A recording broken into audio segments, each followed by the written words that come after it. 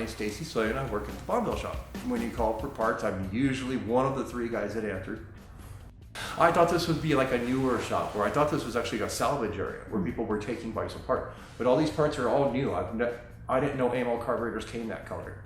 You want me to bring you one and show you what color they're supposed to be? Yeah. Here, let me go get one out of my car.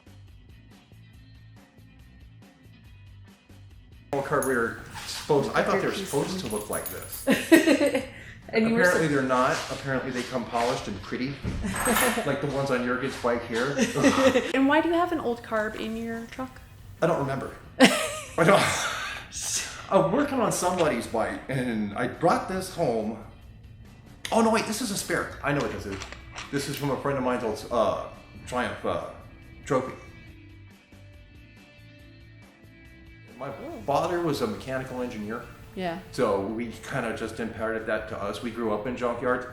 My dad would never buy a new vehicle, ever. He would buy an old vehicle. When the engine went out, we would take the cherry picker and we would go to the junkyard. We would take the motor out, and then we would put it in whatever car he had. It was the big brother project of whatever that day was. And the moment we had all moved out, he went out and bought a brand new Isuzu Trooper. Right after you moved out. Yeah, he lost his labor source. Tell me about the first motorcycle you ever had. 1972 Triumph Trophy Trail. My neighbors had a lot of money and their son ran it out of oil and burned it up. And pretty much he gave it to me as punishment for his son's being a dumbass.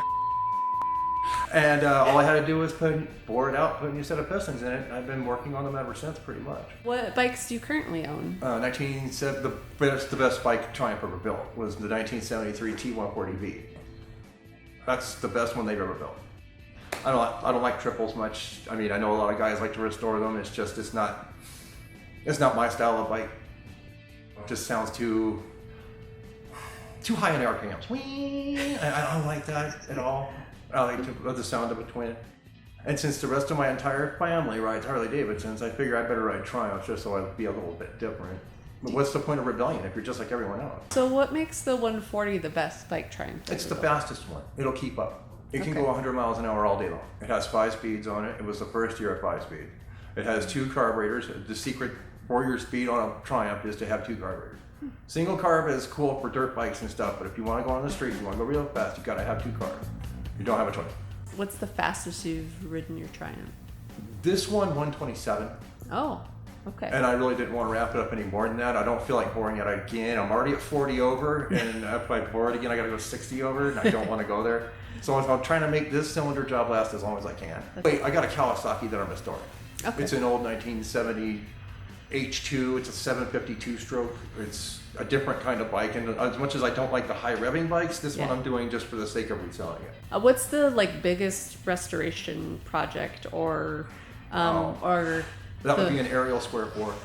Wow, that took probably 3 years, and I didn't own the bike. A friend of mine owned it, and he thought it was actually 2 motorcycles.